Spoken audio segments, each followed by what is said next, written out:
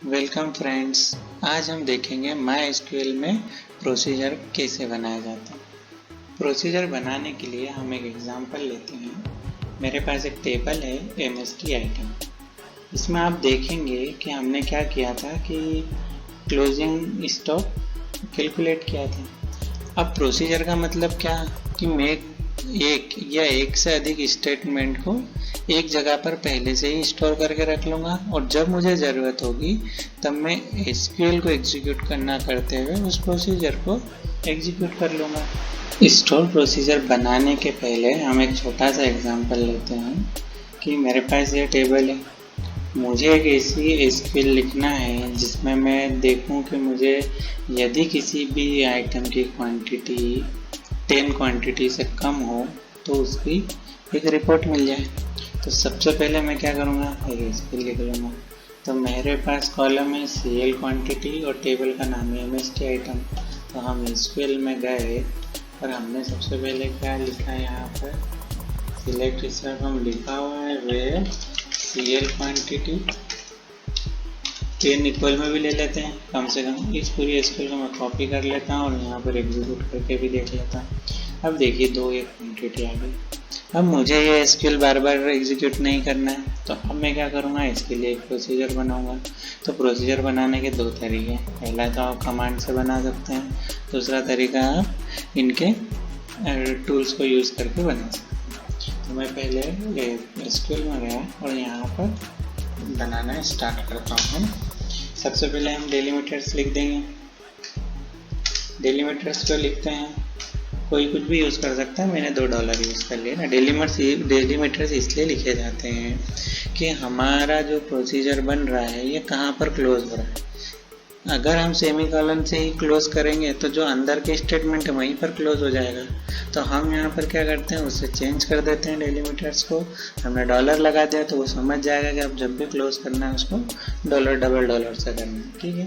Procedure लिखने के लिए सबसे पहले क्रिएट प्रोसीजर,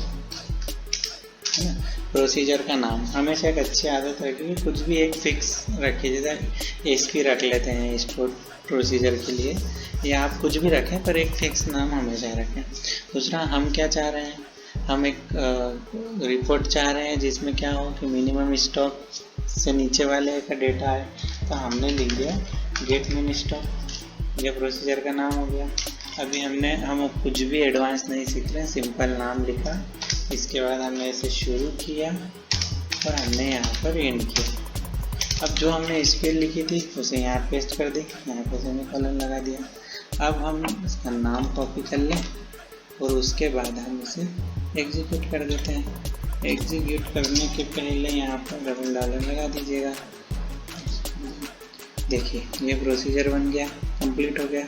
अब हम इसे एग्जीक्यूट करके देखते हैं। तो एग्जीक्यूट करके कैसे देखेंगे, वापस से SQL में जाएंगे, यहाँ पर पहले कॉल लिख देंगे, बाकी सब कुछ सेम है और यहाँ पर कमेंट। यह करके हम क्या कर सकते हैं, एग्जीक्यूट कर सकते हैं।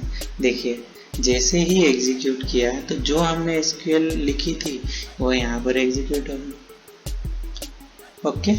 अब इसी चीज़ को यदि हमें कुछ चेंज करना है तो हमारे पास क्या होगा, यहाँ पर जब आप रिफ्रेश करेंगे तो हमारे पास देखिए यहाँ पे प्रोसीजर्स आ गए।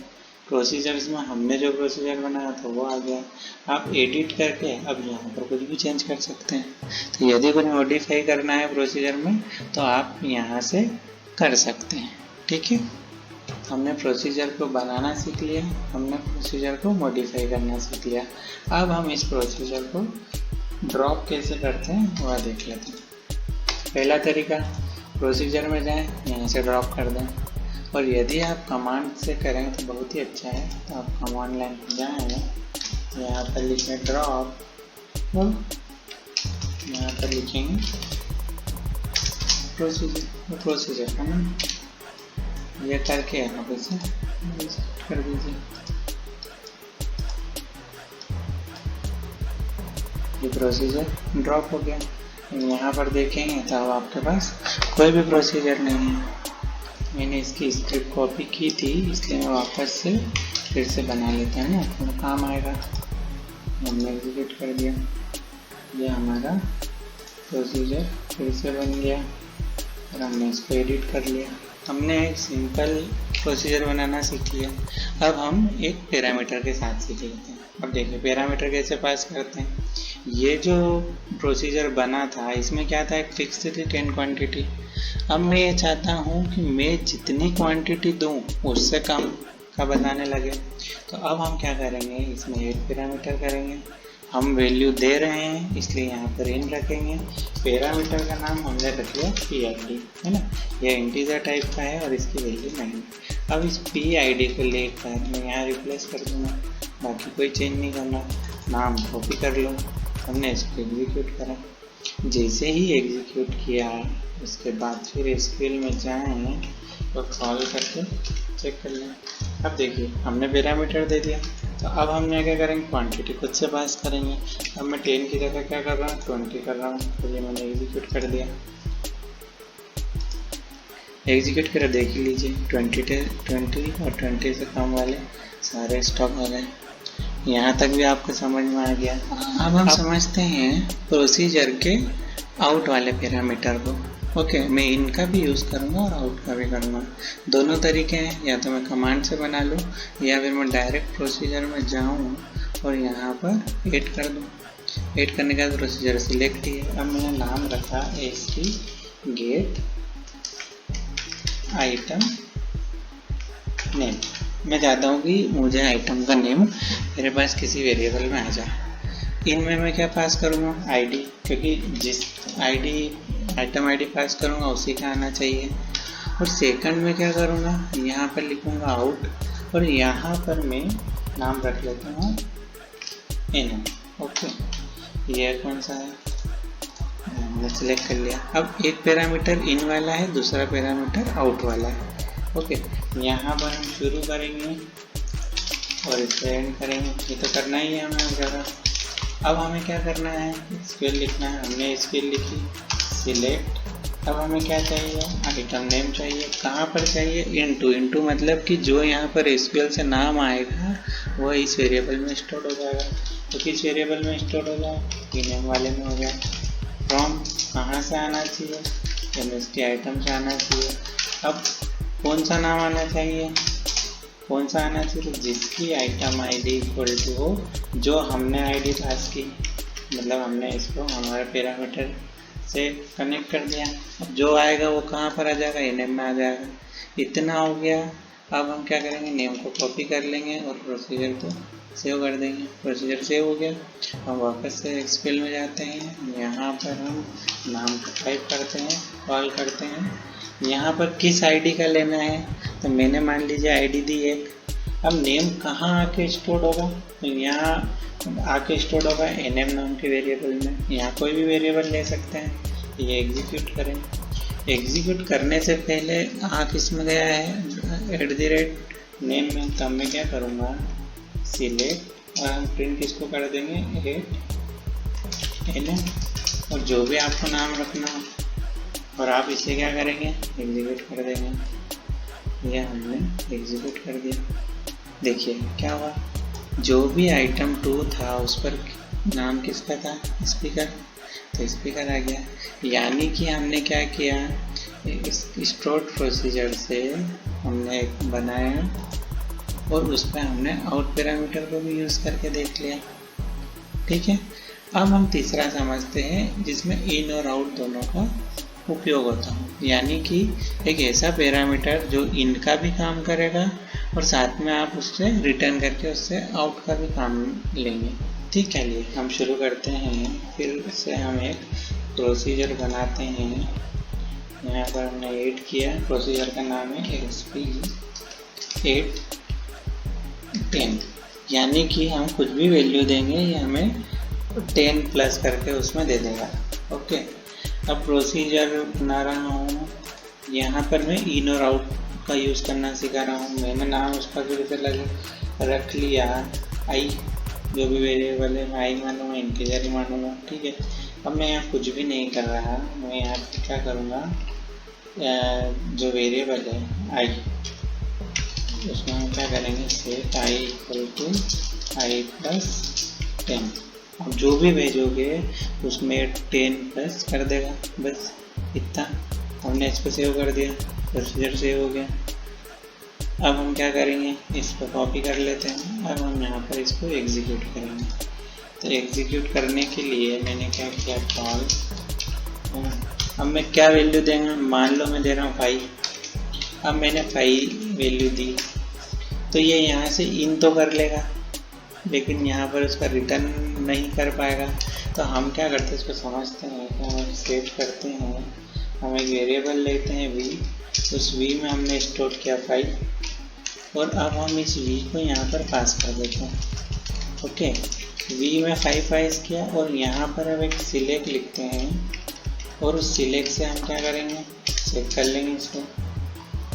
देखिए समझना है, यहाँ पर हमने v में 5 दिया और 5 को यहाँ पास किया, वहाँ से अंदर जाके क्या होगा, +10 हो जाएगा। तो ये क्या है, ऐसे ही कर लेते हैं।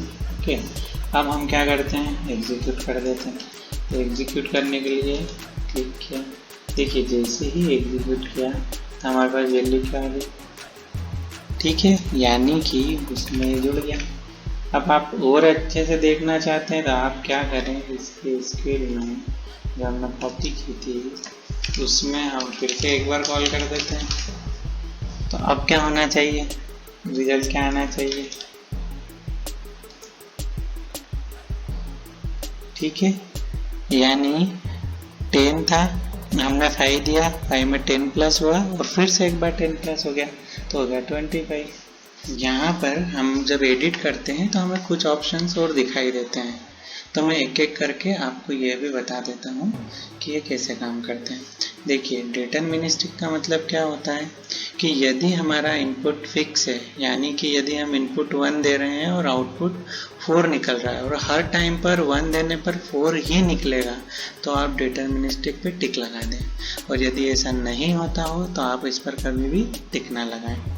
एडजस्ट प्रिविलेज करके क्या है, यह फीचर एक नया PHP माय एडमिन में ही है कि यदि आपने इसका नाम चेंज कर दिया, मतलब अभी जैसे आपने प्रोसीजर बना लिया, ये फंक्शन के लिए भी लागू होता है। आपने कोई प्रोसीजर बना लिया और बाद में इस प्रोसीजर का नाम बदल दिया, तो अगर आप PHP माय एडमिन का यूज़ करते हैं तो वो क्या करता है कि नाम बदलने पर जो भी प्रिविलेज आपने इस पर दे रखे हैं वो अपने आप नए पर भी सेट हो जाते हैं। इसलिए अगर आप वैसे बाय डिफ़ॉल्ट टिक ही होता है, और अगर आप हटाना चाहें तो हटा सकते हैं। ये तो अच्छा फीचर है, हमें टिक ही रहना चाहिए।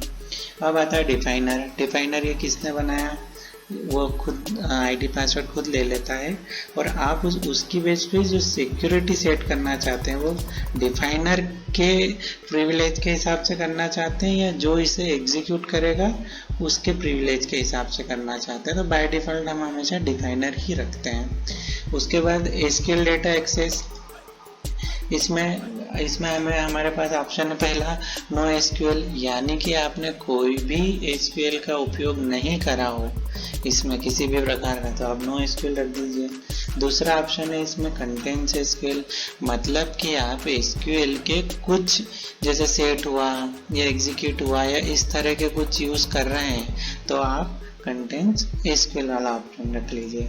और यदि आप रीड SQL डाटा रखते हैं, यानी कि आपने सिर्फ सिलेक्ट स्टेटमेंट का यूज़ किया हो, तो आप ये वाला रख लीजिए।